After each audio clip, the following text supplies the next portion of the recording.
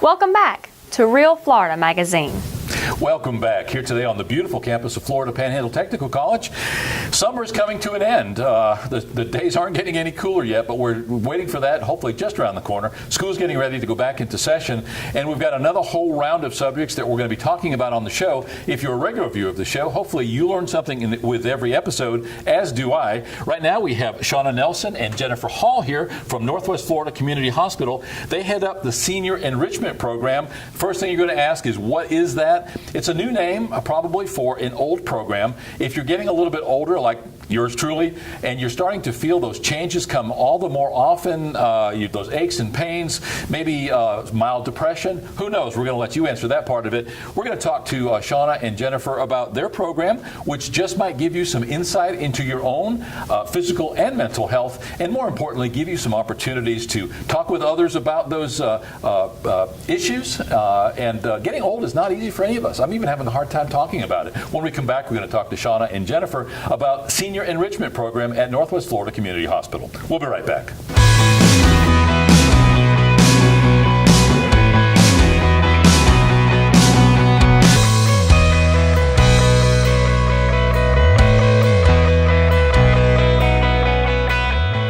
Welcome back. As mentioned, our guests today is Shauna Nelson and Jennifer Hall. Thanks so much for being here today. Thank you for letting us be here. Now, you came and spoke to our Chippewa Kiwanis Club today at lunchtime, right here at Patillo's Restaurant on the Florida Panhandle Technical College campus. You sent me an email, Shauna, and said, hey, we've got this program. We're just getting cranked up, getting ready to take patients. Can we come on, at least come to the Kiwanis Club and talk about it? I said, I'll do you one better. We can talk to the Kiwanis Club and then come on the show.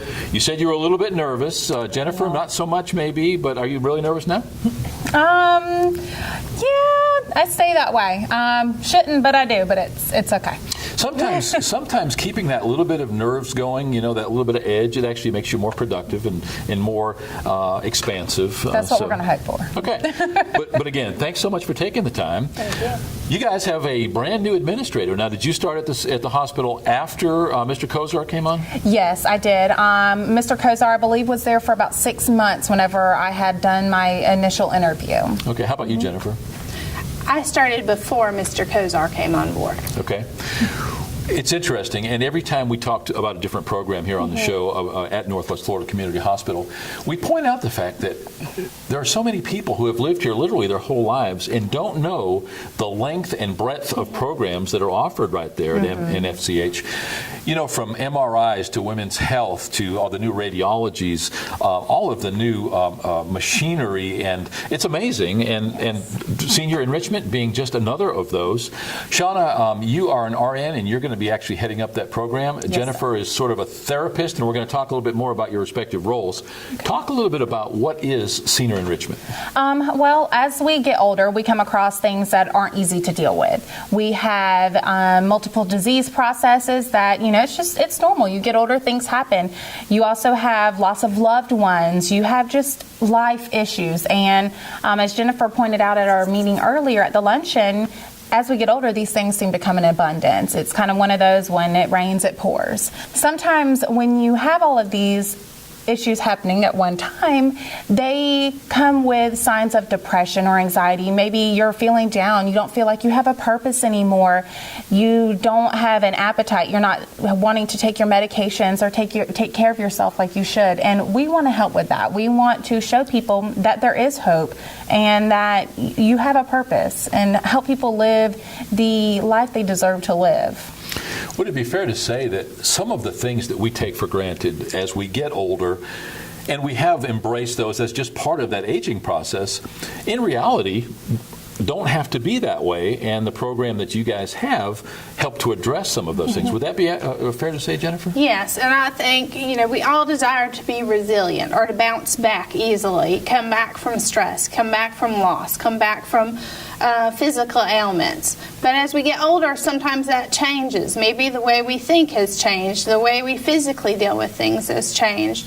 And this program can really help teach new coping mechanisms to deal with all these things and make us more resilient, help us cope better, and also know that we're not alone in our struggles. Yeah, depression is a word that's bandied around a lot. You know, we're saying that nowadays some children experience depression for whatever reason, maybe because of loss and because of life changes. It makes sense, though, as we age and we start getting the aches and pains, and we start realizing this is probably as good as it's ever going to get because of, again, not that ability to bounce back. When you're 25 years old and you experience an injury, you wait a few days or a few weeks and you forget that it happened. As you get older, those things don't go away. What you're saying then, Shauna, is that you deal with folks, for the most part, older, who really are having problems coming to terms with the fact that, wow, I'm not young anymore. These pains are not going to go away. I may have lost my wife or my husband or some other family member. What's there left for me? Is that sort of what you're looking at? That is typically what happens. We have a mentality that, like she said, we have to bounce back. We shouldn't have to worry about these things. We should be able to deal with them.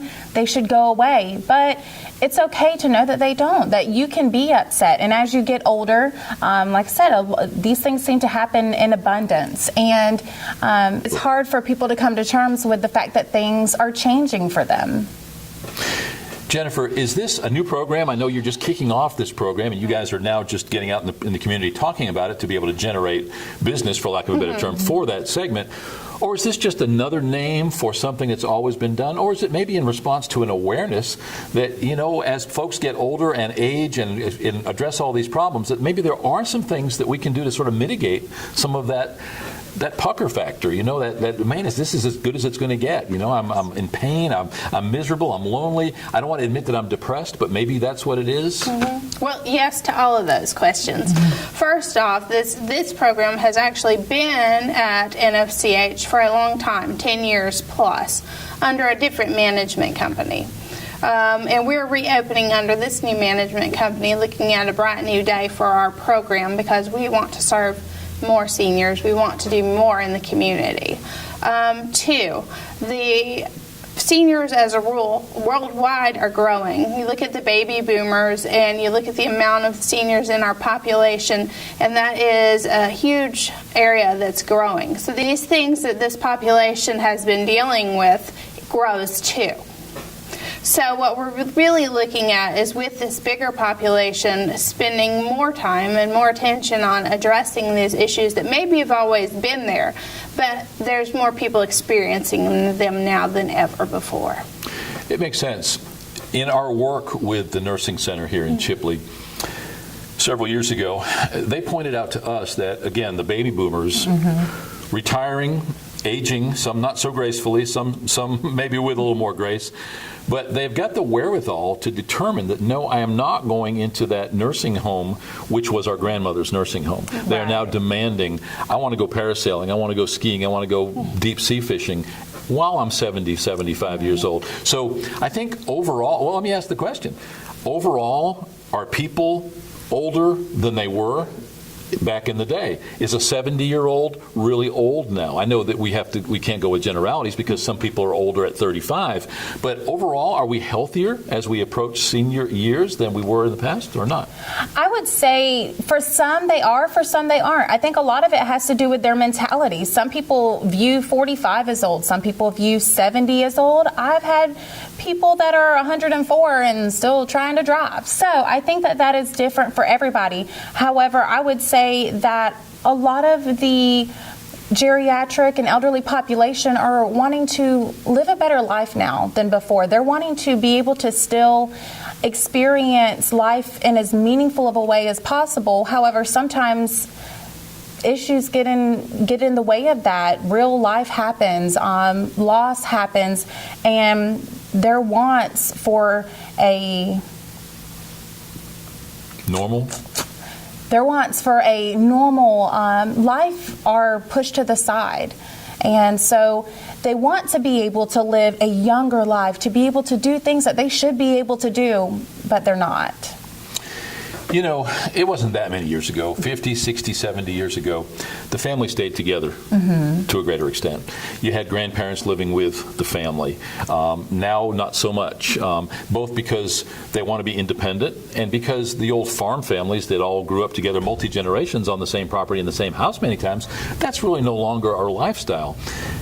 does that cause problems as well? So that when you have a senior couple, maybe in their 80s or 90s, and one of them passes, you've got the other one that was able to make it with the help of the other one, because together they collectively were able to make it happen. But now that person, the other person, is gone. You've got depression. You've got lack of physical abilities. Jennifer, in the case of that, what kind of therapies, what kind of process are you going through to help that person cope and then to figure out, where do I go from here?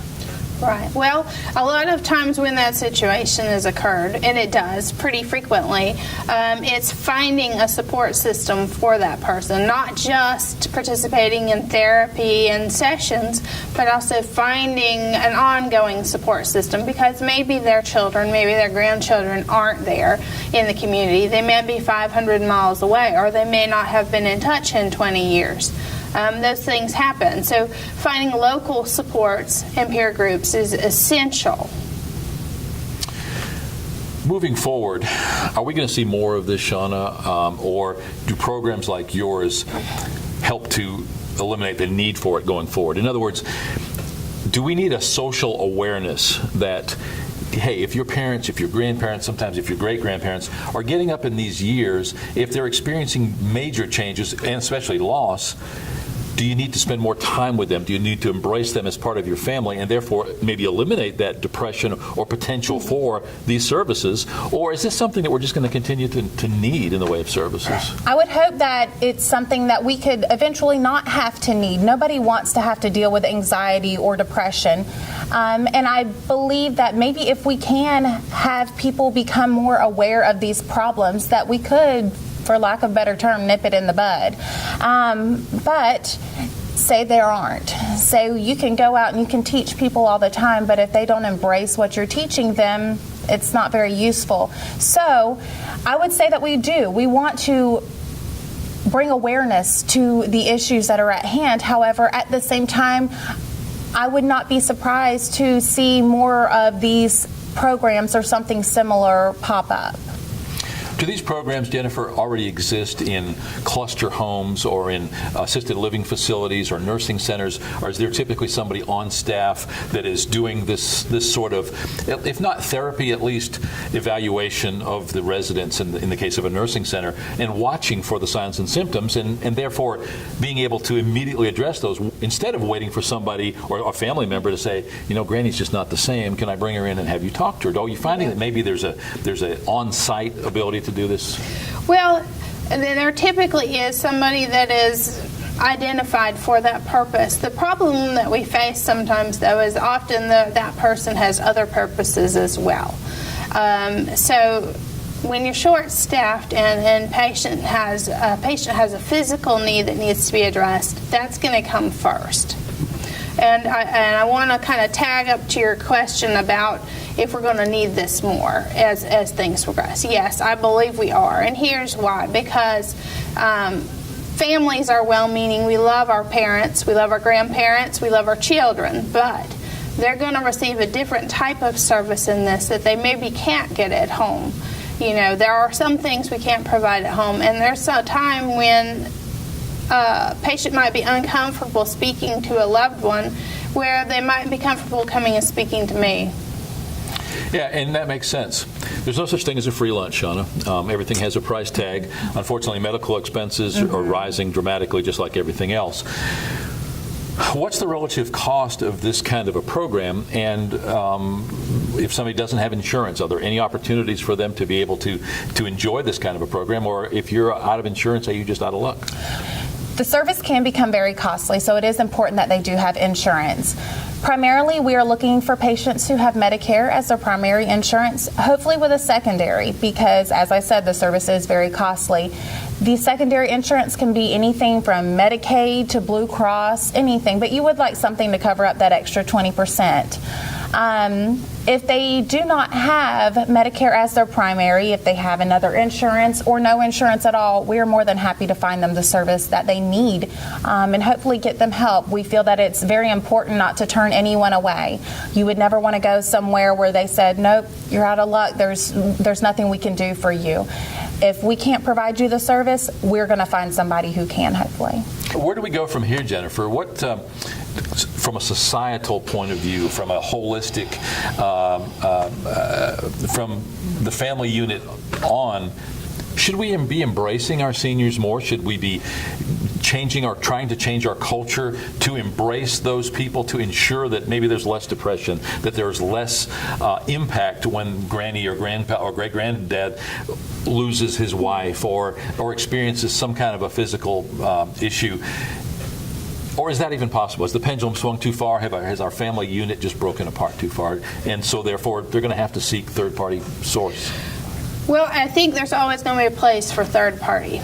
Myself, a licensed clinical social worker, therapists, mental health counselors, things of that nature, psychologists. But the family unit can strengthen. We can strengthen our family unit as a whole. We can strengthen our seniors as a family unit. Things have changed a lot in recent decades, and they can change in a stronger direction as well.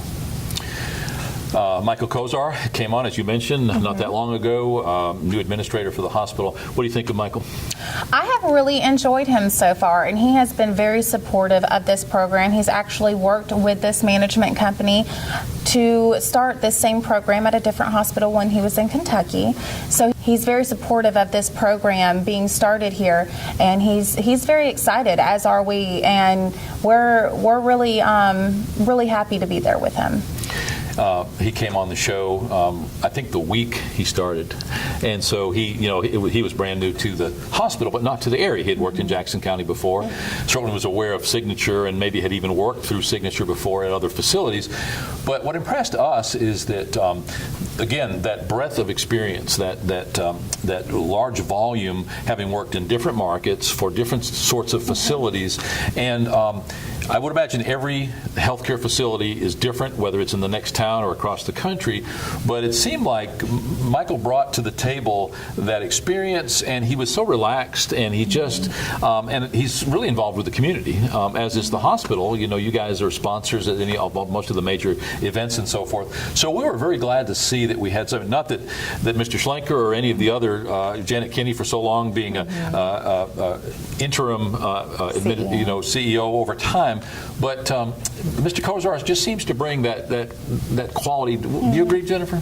I do. He has made a lot of changes come about in the hospital since I've been there, and kind of seen him grow since he's gotten here. I know he was very experienced, but he really makes an effort to be connected not only to management and his administration, but the staff members and even the patients as well.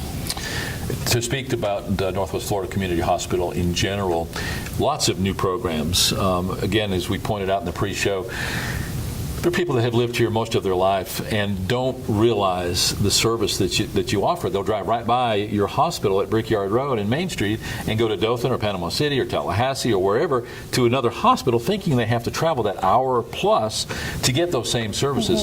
How is your service being received so far, Shauna? As you're telling people, as you're telling the community, as you did the Kiwanians today, what's the feedback? So far, it has been very wonderful. It's been very supportive. I think that bringing awareness to the program has been the biggest issue. Like you said, this program's been here, but a lot of people weren't aware of it. So getting out there, letting people know, and letting people know what it's about, who we're here to serve, and they have definitely been receptive to the education we've provided so far, agreed that there is the need for this program, but it's been wonderful so far. Jennifer, is there anything that you'd like to add? Maybe anything I haven't asked you, or anything that you'd like to add about the program? Covered it pretty well. I think so. Thank you. How about you, Shauna? I think that's it. We're ready. Are you not nervous anymore now that we're finished with the segment? Still a little nervous. Thanks so much for coming. Thanks, David Eaton. I don't know if he had a part in letting you know about our offering of the TV show, but say hello to Janet Kinney for us when you go, and certainly Mr. Kozar. And let's plan on you guys coming back on something of a regular basis. If you want to come back every couple of months or whatever makes sense, come back please soon though, and talk to us a little bit about the progress you're making, maybe the patient load, how it's being received. I think our viewers want to hear about this stuff, so please consider that. Will do. Thank you. Thank you. Our guests today have been Shauna Nelson and Jennifer Hall talking about the Senior Enrichment Program at Northwest Florida Community Hospital. Just one example of the many new programs offered right here at the hospital. Sure, it may be an older program, kind of polished up a little bit with a new name, but it sounds like the focus is definitely different, and with the opportunity to maybe address the needs and concerns of that senior population, and in another 30 or 40 years, I'm going to be one of them as well. So I'm glad personally that this program is available in here in Chipley. If you want to find out more about Northwest Florida Community Hospital, you can go to their website, nfch.org. We'd encourage you to do that. You're going to be surprised at all the new services available. We'll be right back.